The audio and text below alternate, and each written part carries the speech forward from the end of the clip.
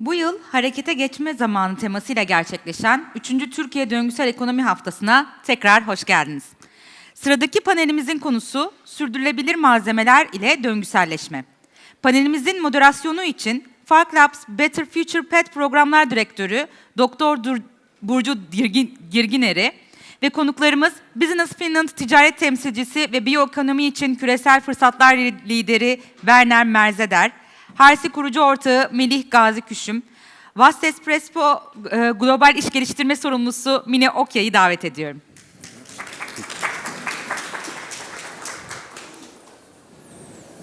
Can you hear me? Yeah, I guess yes. Ladies, gentlemen, and our distinguished panelists, thank you for joining us today. I know that you would like to see Professor Özge Akbulut as a moderator, but unfortunately, I heard that she is COVID positive, so I hope she will recover very soon. I'll do my best to substitute her today. Let me introduce myself briefly. My name is Burcu Girginer. I'm a material engineer holding a PhD on circular materials, and also I have over a decade experience in major tier companies in Turkey, as well as startups dealing with sustainable materials. And currently, I'm head of Better Future Path programs at Fark Labs. Fark Labs is an innovation and transformation center, so we support startups and entrepreneurship ecosystem. Circular materials are the topic that I would like to discuss the most, and to be honest, I'm really passionate about it. But before going to deep dive about the circular materials, circular economy, I would like to share my insight. What was I saying to our panelists right before? I attended a conference, a conference about circular economy almost 10 years ago. The conference was held in a 5-star hotel, all inclusive. Everyone was drinking their waters through PET bottles and also carrying disposable cups. And on those days, we were just discussing about if sustainable materials are very reliable and how was their long-term behaviors, long-term performance. But the major question was that if circular materials and economic growth could be coexist. So, the linear economy has been ended up with food waste and other issues, multi-crisis today. And also nowadays we are discussing about the carbon board adjustment mechanisms and also green value chains, green procurement models, etc. So it's quite quite clear that the linear economy has been transforming to the circular economy. So I don't want to take too much time from our precious panelists. We are going to deep dive into circular materials from business, finance, and technical perspective today. Let me introduce and welcome our panelists. Our first panelist is Okyay. Mine is Global Business Development Director of Wastepresso. Wastepresso is a startup focusing on upcycling of the espresso cups. Our second guest is Werner Merzeder, Global Opportunity Leader for BioEkonomi from the Business Finland. And the last one, Melih Gazi Küşüm, co-founder of the Harcy. Harcy develops thermal insulation panels in an eco-friendly way. So, welcome. And I would like to address my first question to Werner Merzeder. According to the IPC 2022 report, cities are responsible for 60% global carbon dioxide emission. And Finland is working on to ensure that Finland is carbon neutral by 2045. 35, sorry. 35, and carbon negative after soon. And also we know that Finland is a real frontier about regulations. So it might be a role model for other countries as well as the business model developers. So could you please tell us about Finland's strategies and what is Business Finland's role to achieve these goals? Business Finland is a governmental organization. So we are promoting Finnish industry, we are helping international investors to come to Finland, but we are also funding, R&D funding for Finnish companies. So of course in this role, or in this position, we have a very critical role, because of course we are guiding the Finnish industry into the direction where they should invest with our funding we are providing, which is of course taxpayers' money. So in that respect, Business Finland has quite an important role. But it's not only Business Finland which is important. I think it is the whole society which is quite important to work on circular economy. Because circular economy is not something which is then approved from a government and then turned out to be somebody is implementing it. I think circular economy is a complete systemic change. A change where everybody of us, consumers, municipalities, companies, need to work on. And Finland, as an example, has given, for example, already in the year 2014, the first BioEkonomi roadmap. Followed by 2016, it was the first circular economy roadmap. It was the first circular economy roadmap worldwide. And then a plastic roadmap in 2018, also one of the first worldwide. And also updating these roadmaps.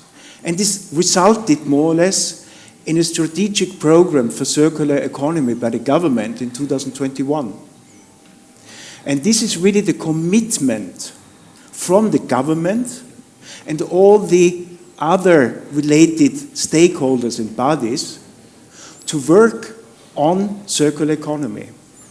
And based on this strategic program, there had been this year, headed by the Ministry of Environment, there had been a consultation process with all the different stakeholders to work on a kind of Green Deal within Finland.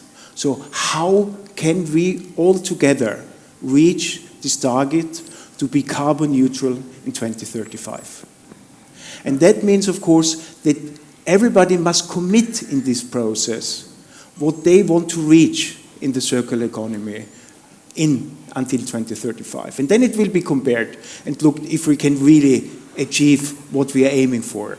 So there will be also econometric models to be developed and later on, or are already developed currently, to see if we can really reach based on the commitments every stakeholder is given. And I think this is my main message. Yeah? This is a process. It's a systemic change we need to work on. And also ourselves as consumers needs a lot of involvement. It seems as every single stakeholder we need to go hand in hand. Okay, and then I'll direct my questions to Mine and Melih. We believe we need more natural and quality environment for living and work, as Werner mentioned. How can we create a better future? What's your opinion in the point of material producer? How can circular materials be a key driver for economic and also circular growth? Maybe I can... Okay, I can start. When we start this journey, we Wastepresso, we always say we want to give a livable future for the next generations. And we gave our strength from the coffee because we are upcycling the coffee waste. And the plastic is, I think, the most important material in the world because everything you see, there's plastic in it. We create a world livable, but for our generation, not for the next generation. So our job, our generation's job, is have to be create a more livable one. So we have to find the solutions that have to be sustainable, but not only sustainable, it have to be circular. Because with Wastepresso, we are producing biodegradable raw plastic raw material, and we are also using coffee waste for it. But not just recycling, because right now recycling is not enough.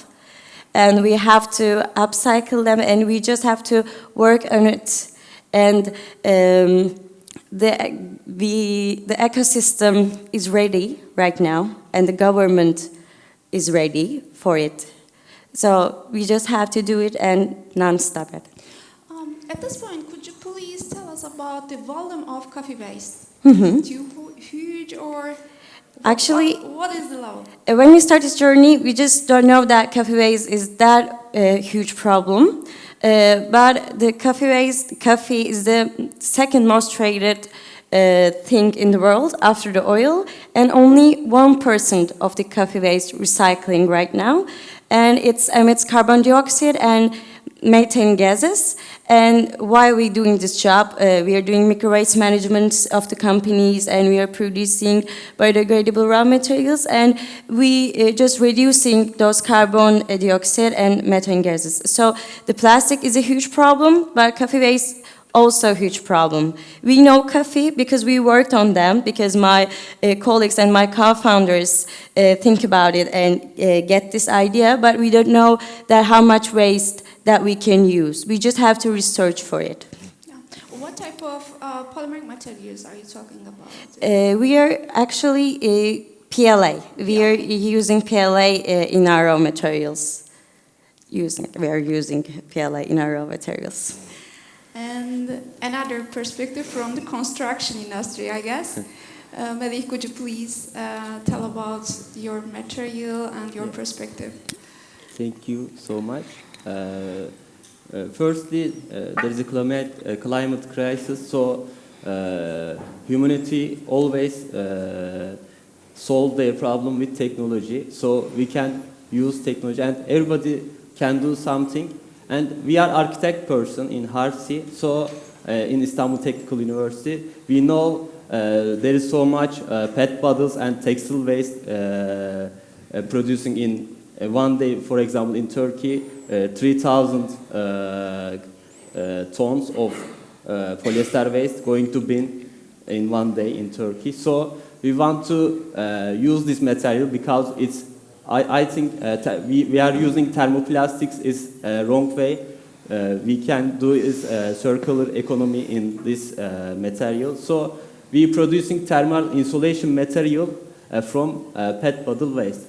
Why building? Because in Turkey, in 1 year, 46 million square meter is covered with thermal insulation material building facades. So in this facade, we are using rock wool or EPS or XPS. This material is not so good for buildings. For example, rock wool, some healthy issue, harmful chemical in it. So EPS is make some moisture in buildings. So there is a need for product, and we can use waste in this building. So we are going to way for make R&D it in this area.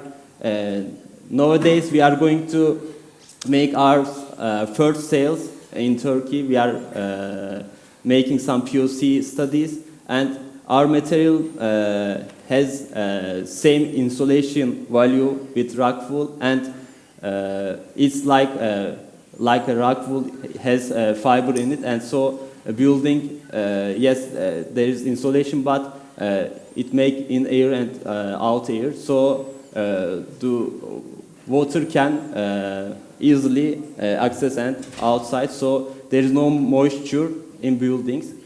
So I think we can do another material from this waste. So if we do this material in buildings, use it in buildings, you can easily, for example, our material has 40-year life.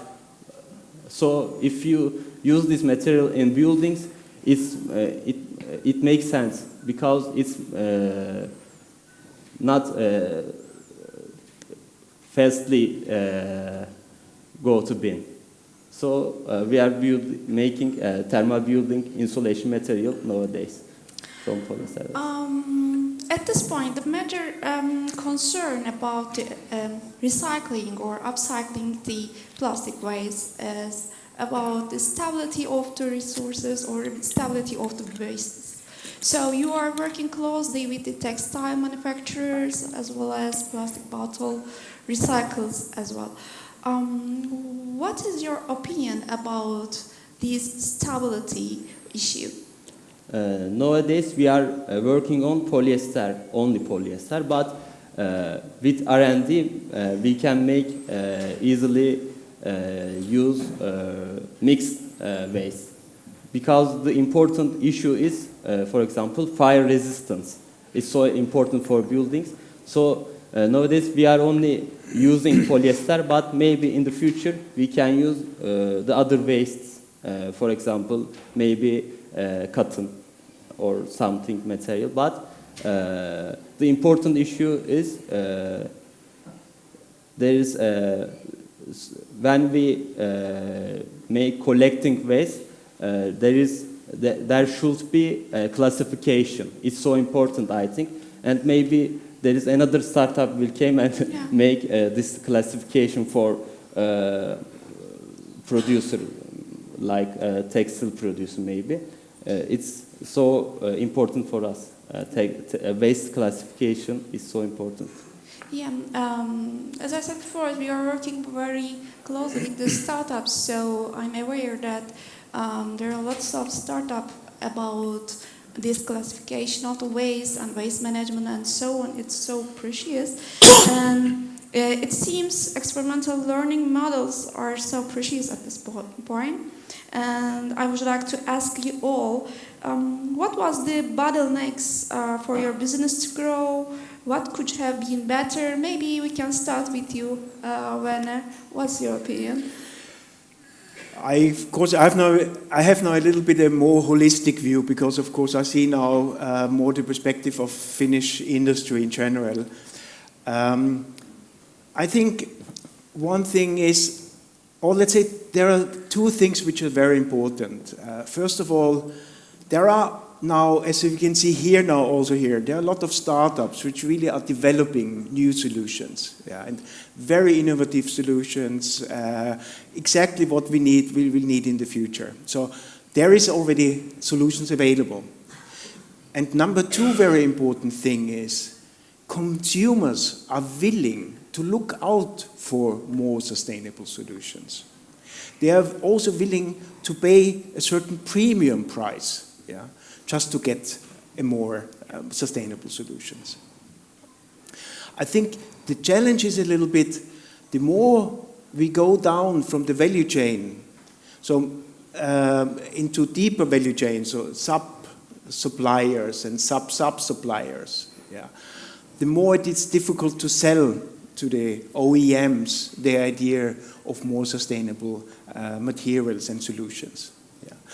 When you are closer to the consumer, to the end consumer with your product, I think this is maybe more easier, because they are willing. And what you can see, for example, in many countries, and most probably also here, is that why are brands working on more sustainable packaging and is really labeling it, this is more sustainable, or even highlighting it in their commercials? Because they know exactly that this is required.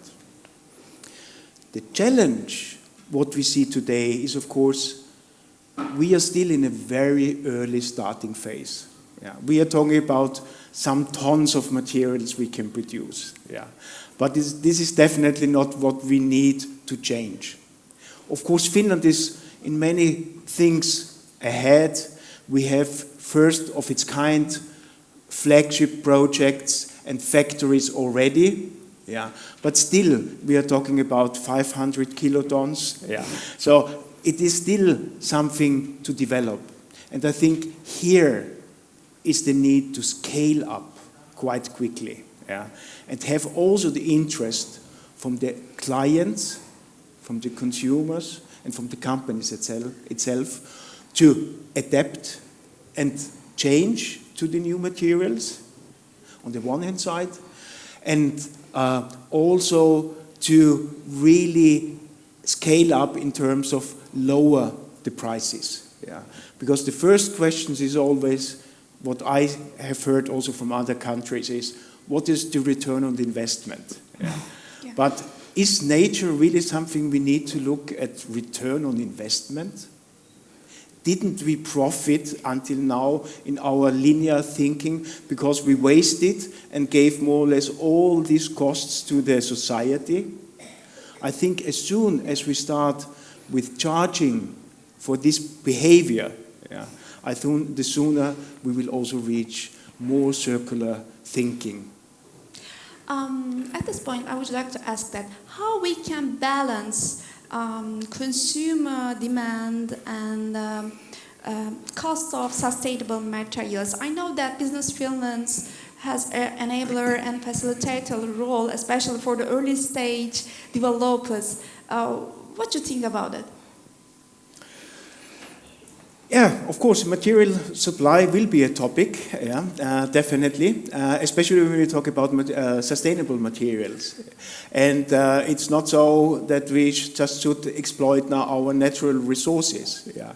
But I think, therefore, it is absolutely necessary to decouple more or less our economic growth from the primary resource consumption. Yeah.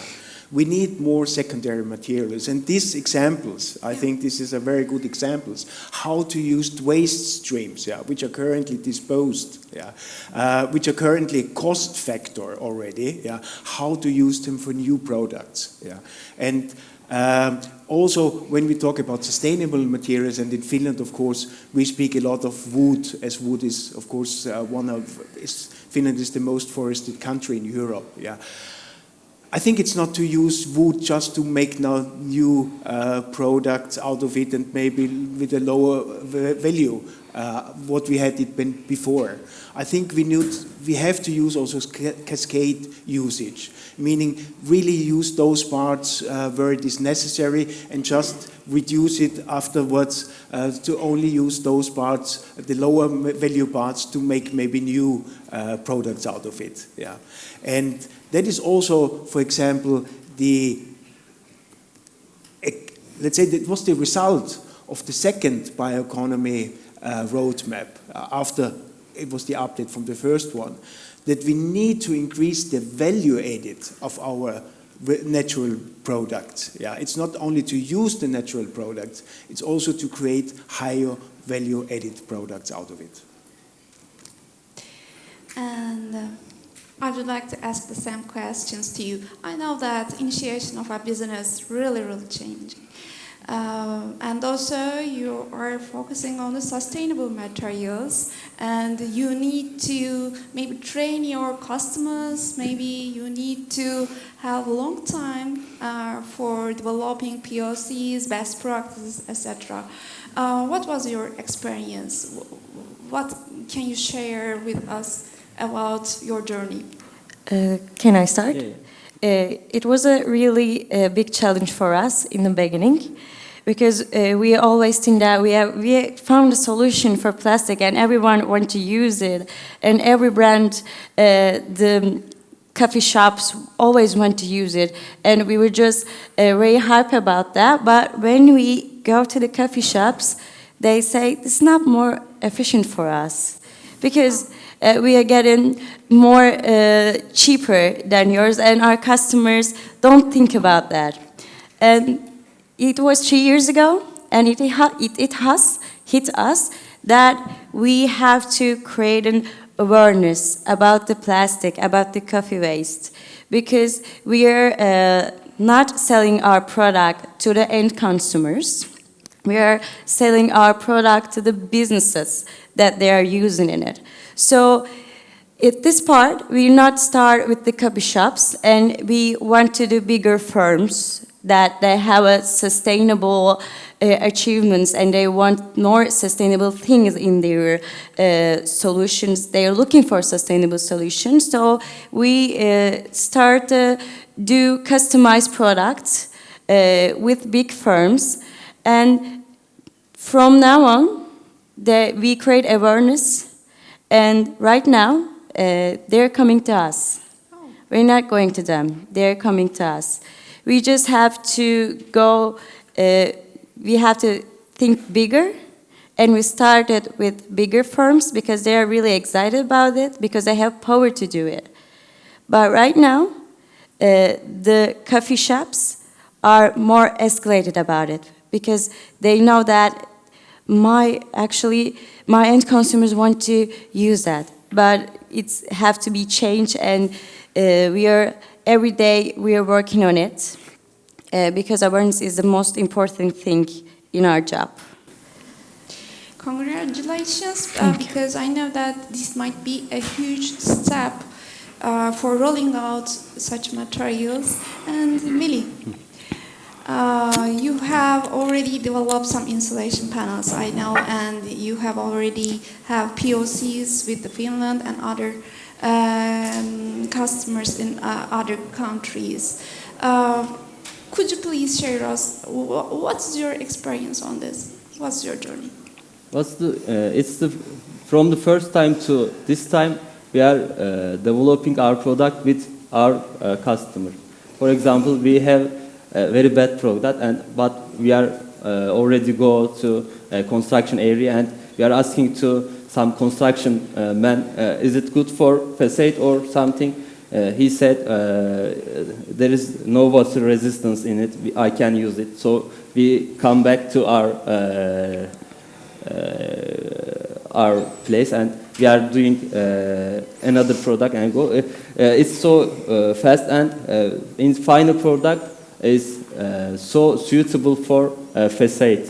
So there is no hardness for us, because we already know the problems in product. So we fastly solve this problem. So in final product, only bottleneck for us is we should produce the huge numbers. For example, the only one building has 60,000 square meter facade. So it means we should spend $60,000 for producing. So we should make cash flow very good. If we do not, we have some problem in it. So maybe this is the bottleneck. The other bottleneck is for us. There is so much regulation for in our product. For example, it's fire resistance, water resistance, its stability, rigidness, etc. So our laboratory test is so we are making so much laboratory tests. So maybe this is the hardness of our material, but we are happy about that, because we want to our building more healthy and more safety building. So our material in final material is, I think, will be successful. Upon this, I would like to share that I would like to park discussion point here about the green procurement or green value chain. You know, many startups or many sustainable material producers are challenging with pilot scale production. But on the other hand, consumer or the OEM companies needs large volumes. So at this point, maybe we need to find, or we need to create much more facile ways to maintain a sustainable value chain. And today, what are the challenges we are facing today? The carbon border adjustment mechanism is a huge and impressive step, to be honest. And do you believe companies and other stakeholders are ready?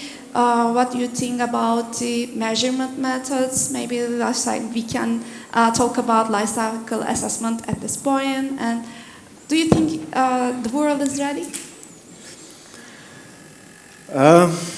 I think there's a wish, and my wish is, of course, maybe I'm speaking now also with the eyes of European Union, so from this perspective, we do not over-regulate too much. I think that these examples are things which is growing, which are starting to grow, and to make a life cycle analysis, I mean, that's much huge task for everybody. So because that's really for big corporation which can afford life cycle analysis. Yeah.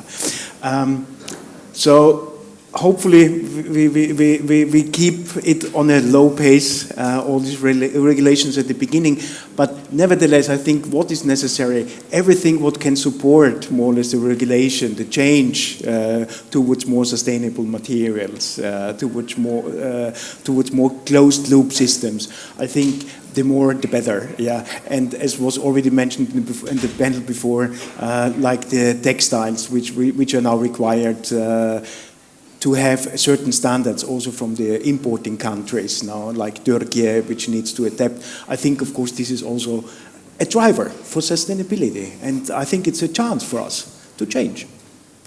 And also, I believe you are running some programs about this issue, and you are helping the companies, or you are helping the circular economy to maintain such procedures and also legacies. Could you please tell us about your program as a businesswoman? Yeah. What we have now implemented in Finland is, especially now at Business Finland, is a mission, a circular transition for zero waste. Yeah. So of course, with this mission from our organization, of course, we want to support more or less this whole transition period. Yeah, and ease it up to a certain extent, but also support the companies to find the ways. Yeah, give programs. Give financial support as well to the companies so they can transform more quickly. So this is, for example, one initiative which will be now started right away. It will be starting actually with 1st of January then 2024. Yeah. And Mine and Melih, as a sustainable material producer, circular material producer, what's your expectation about current challenges from the companies, your customers, maybe end users? We can start with you, Mine. Okay, it's the awareness is increasing. It equals the firms' awareness are increases either. Like I mentioned before, when we started this job, nobody were too hype about it because it's a good thing, but it have to be more stand on the relatable things. So right now, we are working with too much banks because they have to report their wastes. The government gives much grants about the sustainable things, and they gave much more. And when they gave much more, the sector will be more efficient about it because they know that they have two positive things about it. For the world and for their future, for the company's future.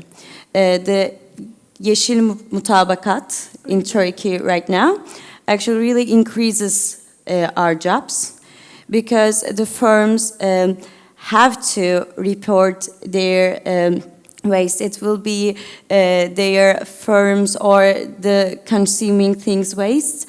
So when the government will fully ready about it and gave more grants about it, the firms will be where agree startups like us, because they know that they have to use that, but and they also need to be pushed about it. And I think the grants will be gave this push to the bigger firms. Yes, as you mentioned, Europe declares that Green Deal is the strategy for economical growth. Yes. Also, this is a key milestone. I think I totally agree with you. And Melih, I would like to ask the same questions to you. Are you ready as a circular material producer for the carbon border adjustment mechanism? What's your expectations from end users, your customers, or maybe policymakers? I agree her because in capitalism, awareness is not enough.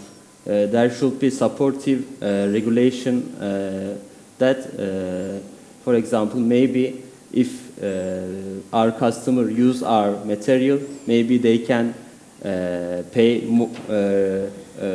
less tax, for example. So when you do this more economical logical, and it will be working.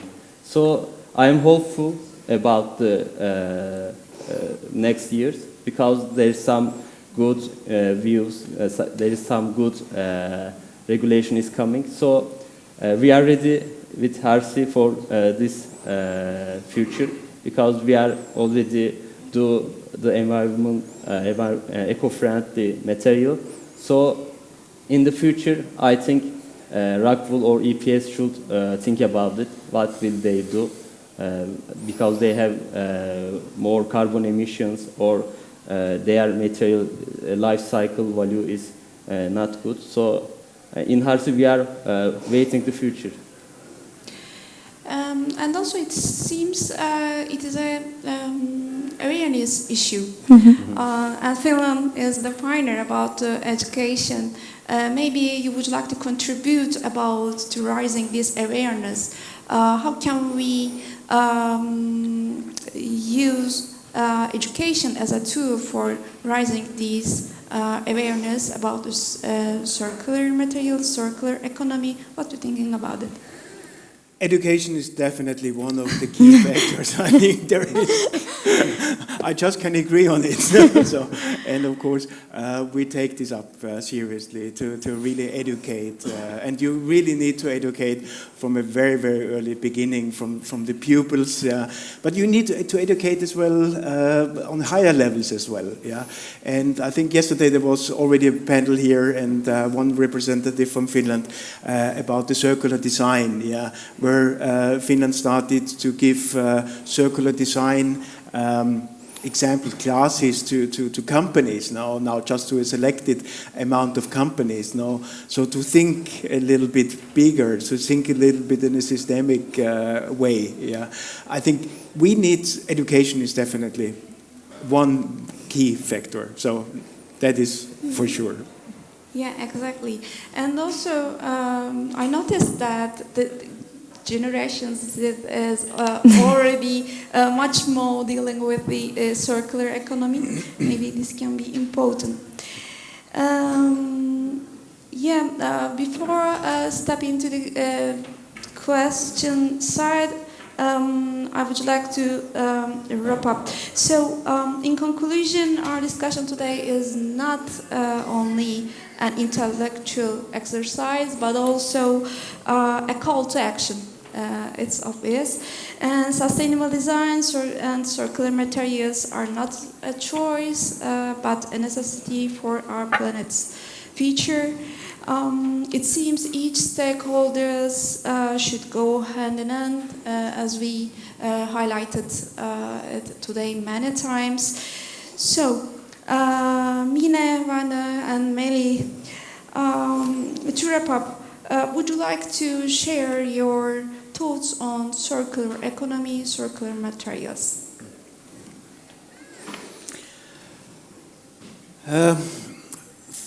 Circular economy, circular materials, I think it is,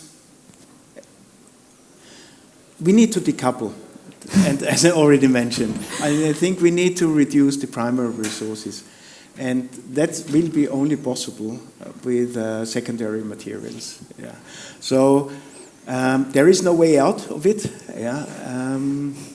And Finland has experienced already, especially with sustainable materials, also when it comes to chemical recycling, quite a lot. And I would like to invite you as well, take advantage of Finland, maybe, because Finland has a lot of piloting already available, has research and development already available, very good institutions. And I think let's partner up. Yeah, I think because this is a challenge we can't do alone. And that was already mentioned. This is not a personal challenge, not a company challenge, not a nation challenge. That's a societal challenge, yeah, and I think we need to work on this together. Thank you. And Mine? I think right now the circular economy, it's not a should case, it's a must case. We must do our jobs integrated with the circular economy. We have to find a way our business model to be circular. We have to upcycle the wastes. Not only we have to upcycle them, we have to recycle them and after upcycle them. If we don't do that, if we don't work together, to end consumer, to big firms, to the supply chain parts. If we don't work together, we just fail, and it equals the world's going to die, I think. So we have to just have to work all together for it, because I think the alarms of the world started escalated. We just understand from the climate actions to the big wastes on the oceans. So right now, we just have to take part in the climate action, not with one person. We have to do collectively in this job. Thank you. Melih? And I agree all of them, and I think all of first people know the true way. All of the people know the circular economy. We should do this, but we have to hurry up and build the circular economy together. We have to do this, and I think everyone do something. We was architect, so we are making insulation material, and they're making their coffee upcycle material and regulation or something. Everyone can do this, but we have to hurry up so we can save the world easily. Thank you. I guess it is time to jump into the Q&A session. Is there anyone who would like to ask questions to our panelists, please?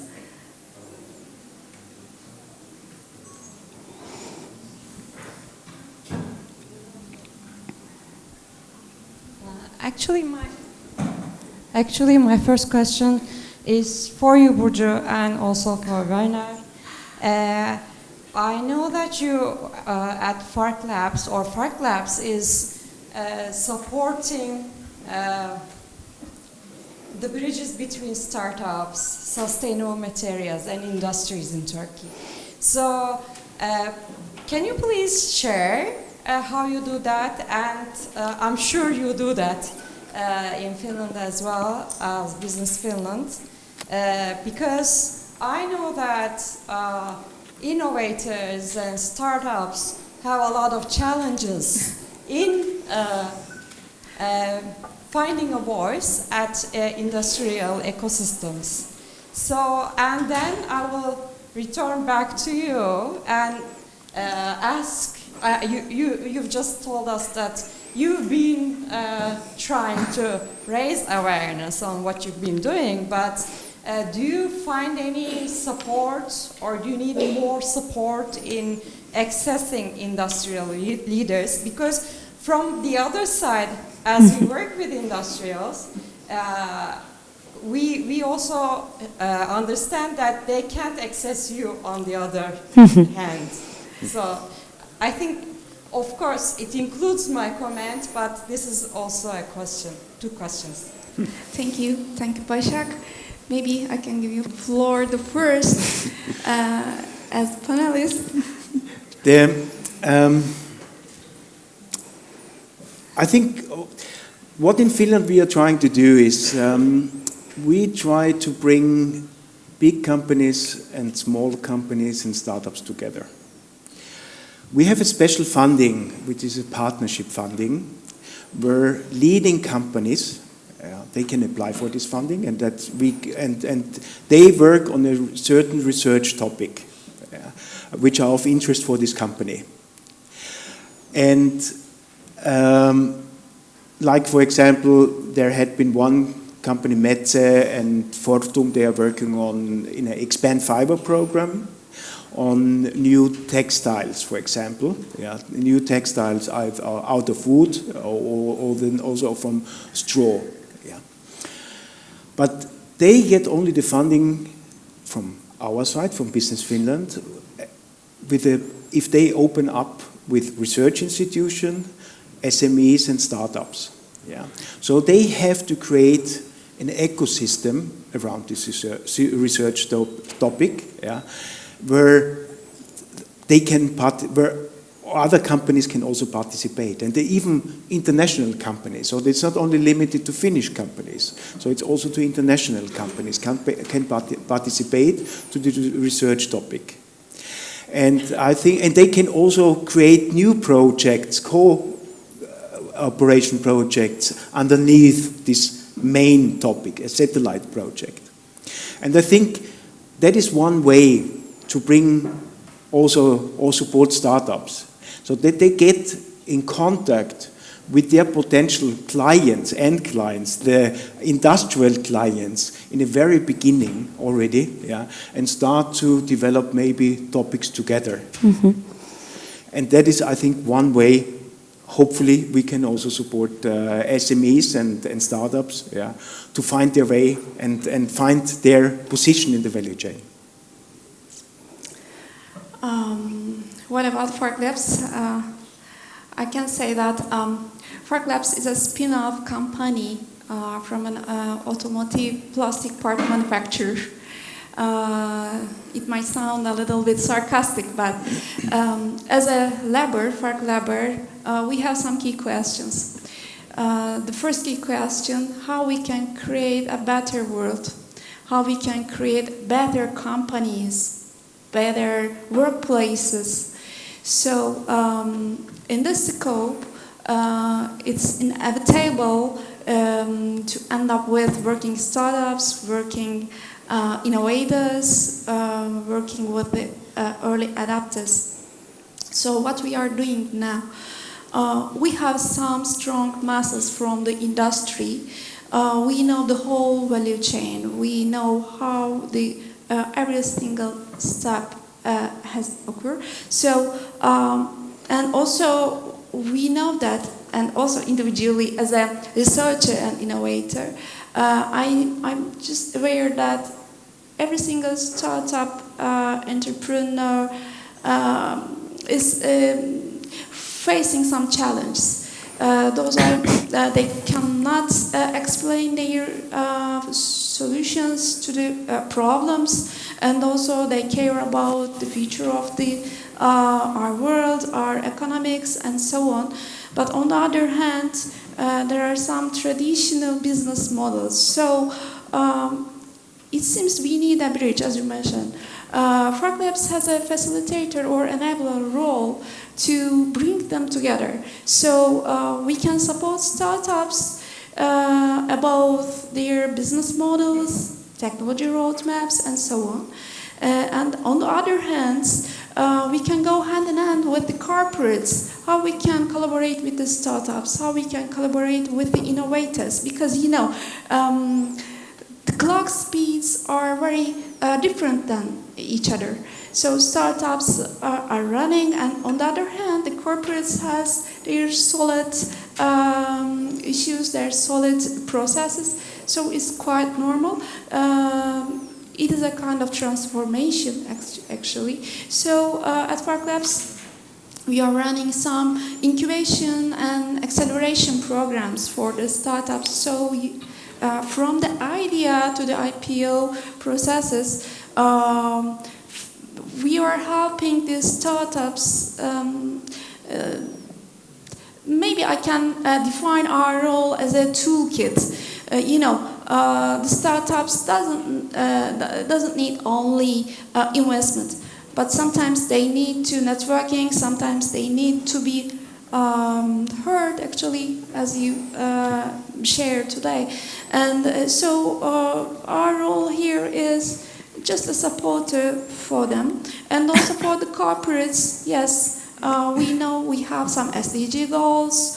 We have new mechanisms. We don't know how we can deal with this, for example, carbon adjustment mechanism and so on. We don't know how we can measure our carbon dioxide emissions, and also technology is running up. So as I said many times, we need to go hand in hand. I hope it will be very explanatory for you. And I would like to ask any more question, please. I think. My question's for Werner maybe, but an overall question. So we are talking about, even we are from construction, we are from coffee or working with startups, we need the ecosystems. We need to face the challenges collaboratively, and this is the daily our challenge and business that we are focusing on. One of my friend professor was saying that for the awareness I was going to the companies and the universities, but I don't do it anymore. Why? Because I will go to the primary schools, he said, from now. So one said we are the need is the society challenge. It is also therefore in all our works maybe we need to link new graduate students, maybe school students, maybe even children. We have to we need to understand to them as well. And we have this kind of experience, or how do you achieve this awareness in the society? That was my question. Thank you. Yeah, awareness of the society. I think, Finland loves nature. And I think this is somehow, maybe it's they are very bound to nature, and so they are very committed, yeah. And so maybe there is already a ground level which might be higher than other countries, where this awareness to do good for the environment is inherent in the daily living, yeah. But I think this way, it is a transformation, and I think it is what was already discussed before. It is also very much about education. Yeah, so we need to start as well to really bring everybody on a higher level when it comes to resources consumption, and yeah, I hope I could answer a little bit. And I believe we have. Oh, sorry, I'm so sorry. Please. It's not a problem. As a Wastepresso, we are creating a community. We have a forum in our website, and the coffee shops and the firms that want to work with us can say what they need, and we started to project with them. As I mentioned earlier before, first we create a kit for products. So we have a limited products that we sell already to the firms, but it's not actually enough for awareness, and it's not actually enough for our to grow up, to scale up. So we found the firms that they have SDG goals and sustainable goals. And we say them that we are Wastepresso, we are upcycling coffee waste, what we can do with you. So after that, we started work with them. We did a project with MediaMarkt, and we produced a cup for them, and they use their cup in the welcome set. And we did a project with Akish Holding, and we produced plant-based, and we did workshop in some brand in malls. So to create awareness, we are working with big firms, and with that firms, we are creating awareness when we did marketing, because they can touch more people than us right now. That's why we are working with firms who have sustainable goals in their own job. This just raised my curiosity. Can we bring up about our individual waste? Can we bring some individual coffee waste or any other waste to you? Or how? Actually, what's your B2C business model? Right now, we don't have B2C model for collecting coffee waste because when we're collecting coffee waste, we are calculating every stop of ours, because when we're collecting them, we also create a carbon dioxide.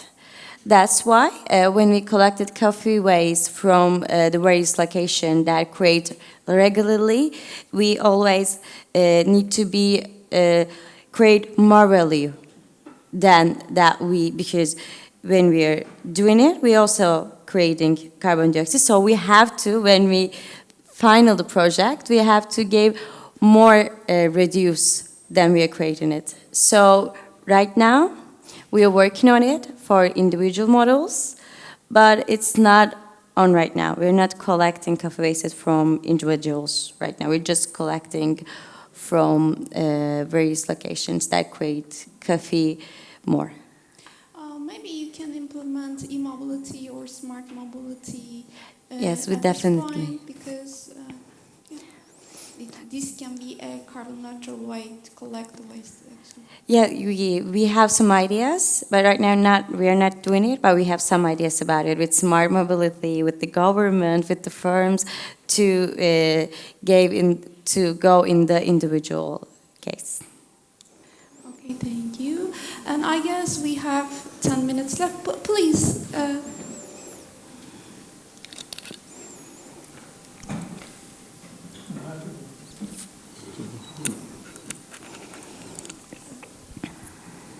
Hello. My question is quite simple, but a little bit probably interesting to all of you. I'm asking a question with regard to sustainable materials of circular economy. And I'm from automotive sector, so my question is also relating to automotive sector.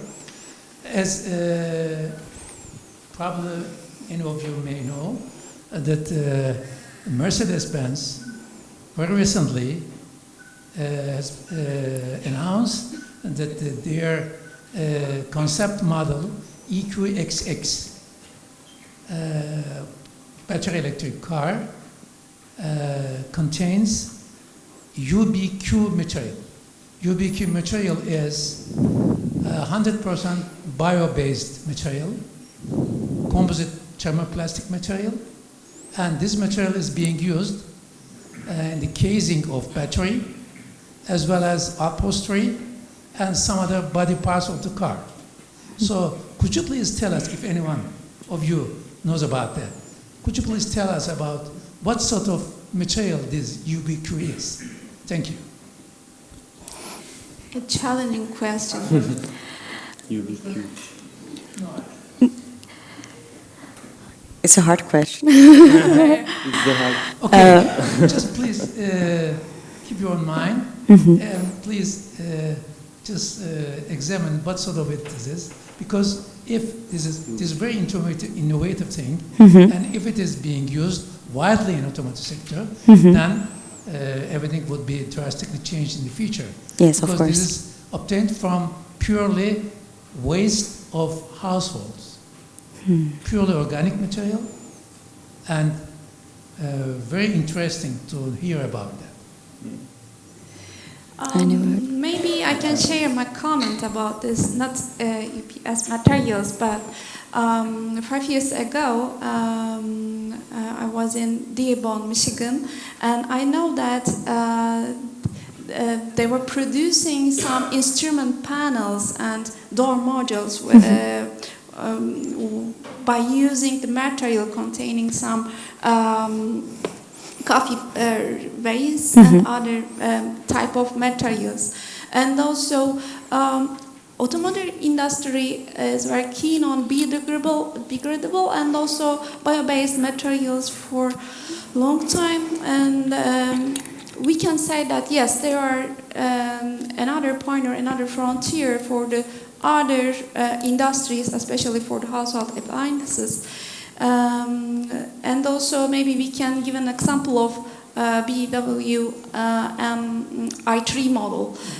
They have some door panels which is made by recycled PET bottles and etc. And also I believe you might have some plans about your materials and its application in automotive industry, because we know that automotive industry, they have already uses some recycled textile wastes, some insulation materials in terms of sound and also thermal management. Yeah, we have some R&D study about sound insulation in automotive. But it's not ready. But maybe if I have your email or something, maybe because we want to talk about our material, is it fit for automotive, or if we talk about our R&D study, maybe we can make this study more faster. If I take your card, maybe after the event. Also, I can add that we work with automotive sector, but for to more durable, when we did the project, it didn't upon 100% biodegradable. But right now in Wastepresso, we are working on some project. We are using coffee waste and other material. I can say it because it's not ready yet. But if I get your contacts also, I give you more information about our products. But when we first did it, to the automotive sector, it have to be more durable than a plastic cup. So in our first project, it didn't come upon to 100% biodegradable, but right now in this project, it can be used in automotive. We'll be thinking for another project, actually for the furnitures, but we can also use for the automotive sector also. I guess we can go through one more question. Oh, yeah, I just raised the words. Please, go on.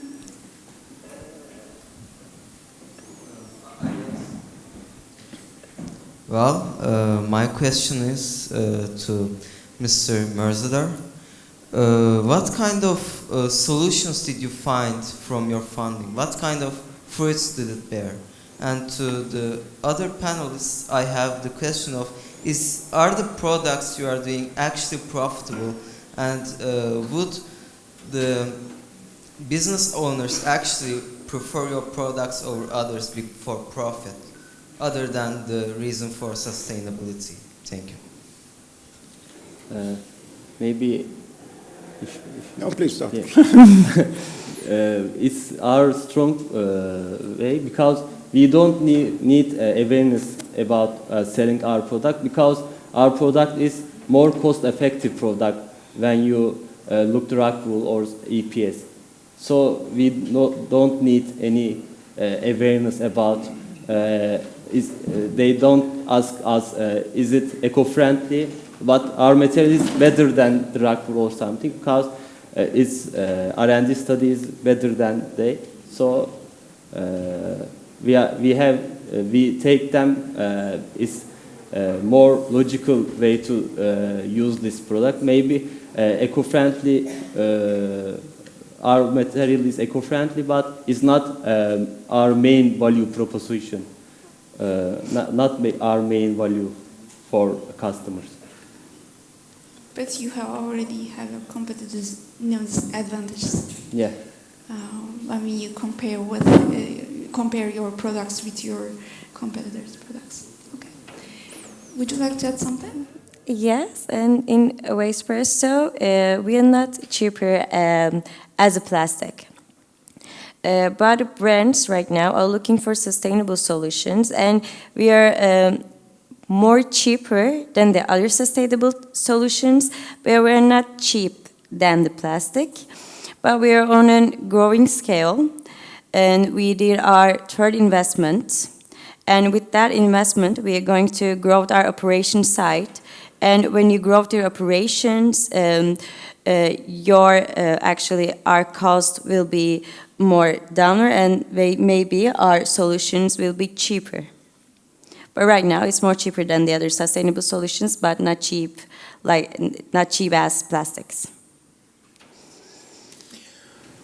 When you talk about Finland, there are so many different developments. What is currently going on and different solutions we are having. Yeah, I think what is definitely is when we look from the consumer good perspective. Of course, we need to think also, for example, barriers in paper cups. Yeah, so you have there as well normal fossil-based plastic inside. Yeah, and it's harder to recycle. So, for example, there are barriers which are repulpable and water soluble. Yeah, so you can repulp, for example, the whole cup itself. Yeah, or the lid of the cup, which is also made out of fiber-based material. Yeah, and as well trays, which is 3D molded. Yeah, so.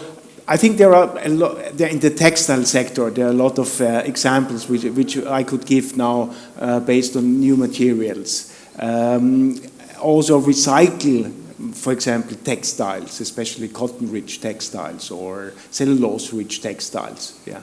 So there are a lot of developments currently going on. Yeah. And covers really everything, and also replacing plastic. Fossil-based plastic really with cellulose-based plastic. We have transparent films, yeah, out of cellulose, but it is more or less a bio-based material. Yeah. So, but concerning the price sensitiveness, of course, I think it's question of scaling up. Yeah. If we are still having on pilot labs, yeah, on first of its kind plant outputs, yeah, but to really, and of course there is still a price difference, yeah, compared to the traditional linear made plastic, yeah.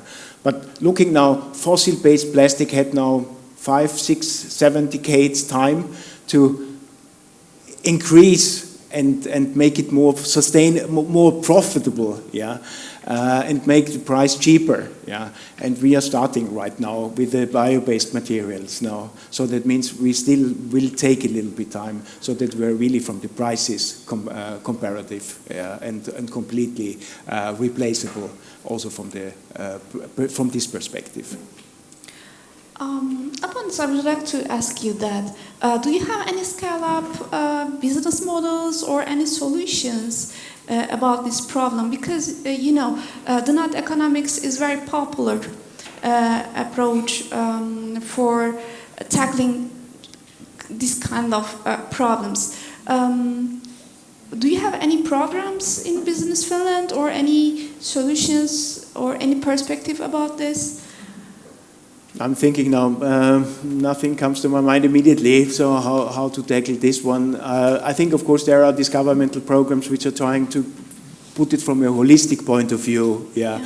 And as said, from the design perspective already, to start from the very beginning already, to think different, because sometimes it's not about just the recyclability of a product. Maybe we need to think about the reusability, yeah, and there are the 4 R's, yeah, reuse, recycle, whatever. But I think the most important R is rethink, and we need to rethink our whole system. Yeah, definitely. Maybe we can call it just a paradigm shift. Paradigm shift, yes.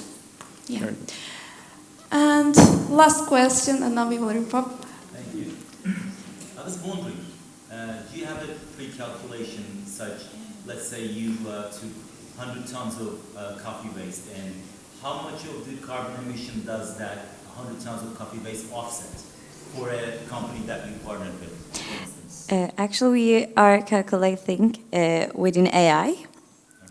We estimated them before, and right now that we have AI, we collect them, and we gave also reports to the firm that we collected this much of coffee waste, and we reduce this carbon emissions. I don't have the right numbers because it's changed from operation to operation, from the coffee's moist level to moist level, but distances too. yes, because when we collect them, we gave some distance. We work with some company, and they're normally in their route, they're collecting other stuff.